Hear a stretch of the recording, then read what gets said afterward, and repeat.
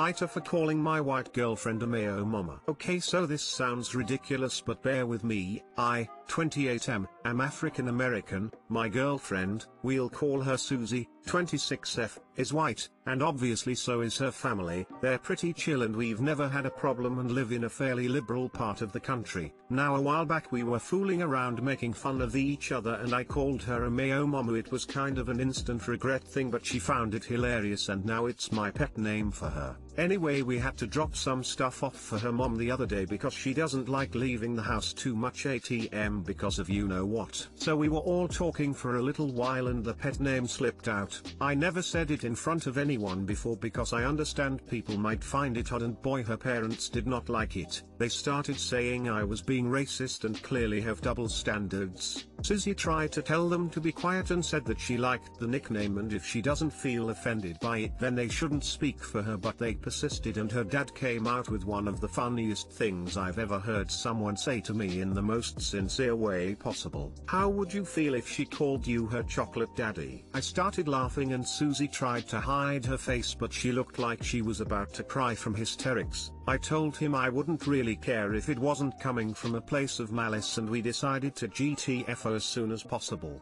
Anyway, now Susie has been receiving messages from her parents saying they still think it's racist and disrespectful and I should apologize and drop the nickname, but she is sticking to her guns that it's no one's business, and she even started calling me chocolate daddy, and honestly I can't stop myself from laughing whenever she says it, but still, I feel a bit bad for causing an argument with her parents and causing her to be getting hounded by angry messages. Ita?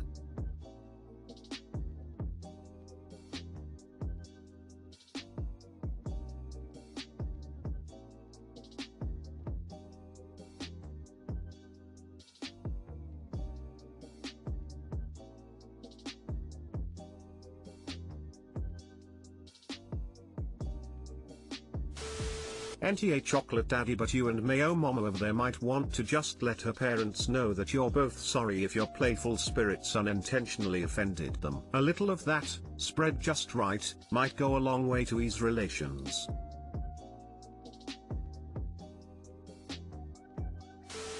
I'm just laughing so hard at Mayo mama and chocolate daddy, especially since it's coming from a place of consensual gentle ribbing. My husband's Mexican and I'm of German descent. He never misses an opportunity to call out children being a schnitzless. Info: why didn't you make your username chocolate daddy? I mean, she likes it, so your NTA. Pet names are no one's business but the couple involved. Edit: you're really cute. I'd be more insulted by the comparison to Mayo. Ew. At least call her marshmallow. Goes better with chocolate. NTA, and you're both adorable.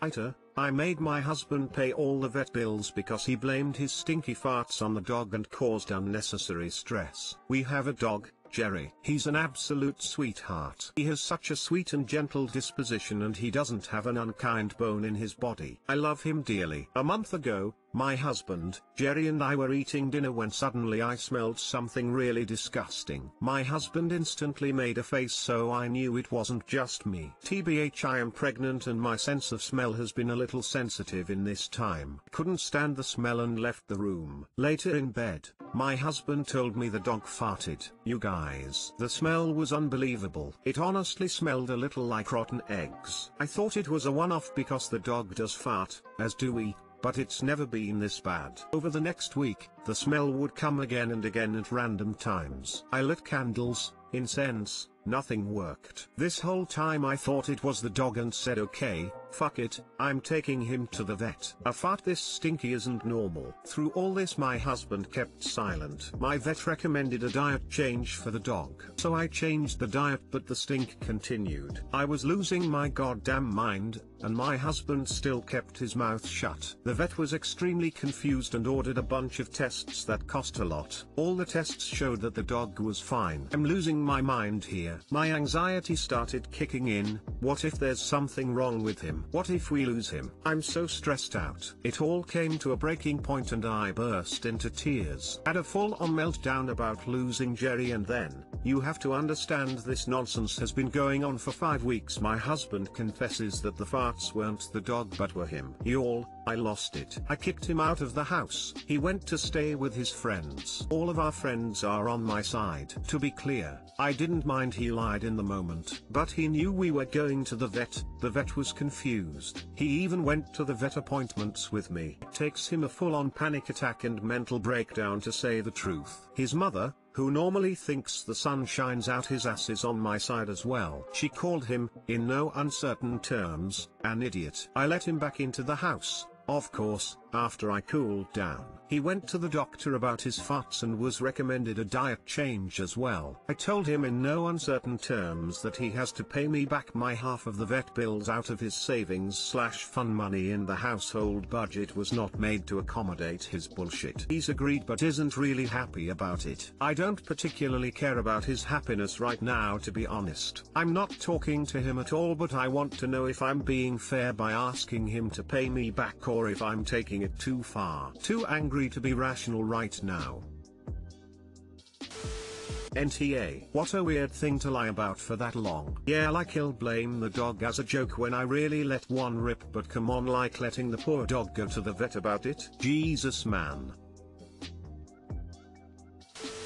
NTA. Your husband is an absolute I guess blaming a fart or two on the dog. Sometimes it's embarrassing and no harm done if it's once in a while. I've recently found out that you will probably blame an occasional fart on the baby, too. But he didn't care how upset and scared you were. He didn't care that you were running back and forth to the vet. He didn't care that the dog was being put through unnecessary tests. He didn't care that your dog had to switch food. He didn't care how much money was being spent. He doesn't seem to care much about other people's or animals' feelings. He should obviously pay for the vet bills. He should also have to have a serious conversation. How big of an he was over some farts. Yes, it's embarrassing, but there's a point at which you need to admit it, and he went way over that line. Especially if you're going to have a kid, that kid needs to learn kindness and honesty.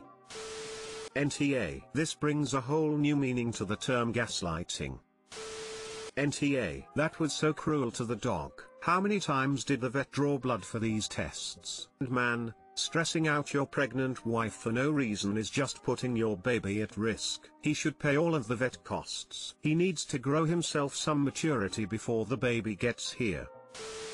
Wib 2. If I put a birthday hat on my neighbor's pumpkin, obligatory on mobile. Apologies for any formatting issues. I share a porch with one neighbor, who is notorious for not cleaning up after herself or her kids. For example, one time there was a broken longboard sitting right in front of their door that they would step over every day to get into their unit. For 7 months, they just ignored it, until one day I asked the oldest kid, 15M, to please clean it up. He's a good kid and instantly threw it away. I told him thank you and that was that. Now, I know I could have cleaned it up myself, but I don't want to assume that they didn't want it.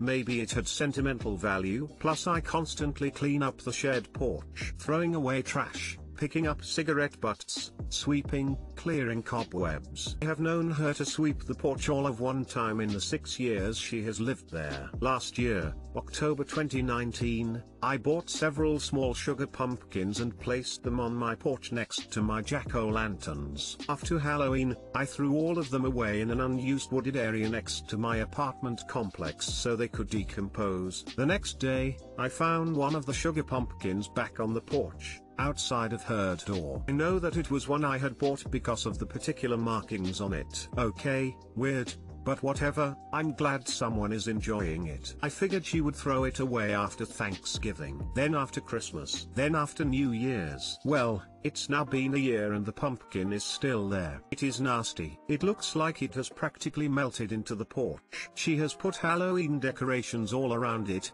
and still hasn't cleaned it up. I think it's gross, but left it there on principle, because I am tired of cleaning up after a grown woman. We work opposite shifts now, so I never see her. I also don't have her phone number because she is constantly changing it. I was thinking of leaving her a note asking her to please clean it up, but I'm worried it will somehow come across as rude. So, I think I might have a little fun with it. I'm considering putting one of those little pointy birthday hats on it and a sign saying happy first birthday over it. Personally, I think it would be hilarious and get the point across, but my husband thinks we should just suck it up and clean it up. Again, I don't want to do so out of principle. So Reddit, with to if I celebrated the pumpkin's first birthday, edit, holy guacamole, I can't keep up with the comments. Thanks everyone for the honest feedback. I have been laughing at all the amazing ideas for how I can address this. First and foremost, I hope this satisfies your appetites, you animals. This is the infamous pumpkin. I included her flower pot for size comparison. Now, to answer a few questions. We live in a condo complex with an HOA. Our units are owned by separate people, and I don't have a way to contact the owner of her unit. I also don't want to get any authorities or whatever like the HOA involved, as I'm not trying to get her in trouble. The kids are 17M and 15F. The longboard incident was a few years ago. The kids are not in danger or neglect that I can tell. They are happy, healthy teenagers. I will not be calling CPS or DFS on her. She is a slob, yes, but she is not a hoarder, from what I can tell from the front door, at least, and her back balcony, and does not appear to have any debilitating mental illnesses. Both my husband and I have talked to her in the past about keeping the shared space clean. This has not changed her behavior, and she is quick to blame the kids for not picking up after themselves, yet there has never been an issue when I have asked them to do so. We don't have a bad relationship, but I wouldn't say we are friends. It's more just friendly chit-chat when we run into each other in the parking lot. She is generally a pretty easygoing person but tends to act immaturely for her age. And yes, I know that putting a party hat on a pumpkin isn't exactly the pinnacle of maturity. I am not out there cleaning religiously. Thank you for your concern about my supposed OCD, but I promise you, I'm not some sort of crazy neat freak by any means. I just feel that shared space should be kept clean and that functioning adults are fully capable of cleaning up after themselves. It is possible that one of the kids or their friends put the pumpkin there. However, there is no possible way that the mom hasn't noticed it over the last year. You see it as soon as you come up the stairs. It would not be possible to put a fence between our halves of the porch, because then they would not be able to access their unit. The pumpkin doesn't smell, which TBH I don't understand how, but it is unsightly. I have not noticed any insects or vermin, thankfully. My husband doesn't care enough to clean it up. He just thinks the whole thing is funny, although gross. However, I know if I asked him to clean it up he would, but I'm not going to ask him to. Why does it bother me so much? Well, first off, it's not that big of a deal to me. I'm not going to die on a hill of pumpkins. I'm not simmering in rage every time I see gourds. I don't stay up late at night fantasizing about having a clean porch. I do fully acknowledge that this is clearly my problem, and that she obviously doesn't care about it, otherwise she would have cleaned it up by now. And on that note, if it bothered me to the extent that some commenters seem to think it does, then I would have just cleaned it up. But part of me is leaving it there just because I'm curious to see how long it will last before it decomposes into oblivion. Because science. This post has given me lots to think about in terms of conflict resolution. Honestly, I'm thinking I will probably just clean it up myself and then talk to her about it next time I see her, whenever that is, because I'm not trying to cause any tension. But I'm also thinking I need to have a little photo shoot with the pumpkin to give it a proper send-off and birthday celebration. Stay tuned folks, I'll update in the next few days. Info: do you know for certain it was the neighbor who retrieved the pumpkin? Let's say, for example, she didn't know you got rid of the pumpkins. Then one of her kids retrieved the pumpkin. Perhaps all this time she's been thinking it's your pumpkin that you never cleaned. If something like that was the case, you would look really weird putting a hat on it. But if that's the case, then why is the pumpkin, or what's left of it, in front of the neighbor's door?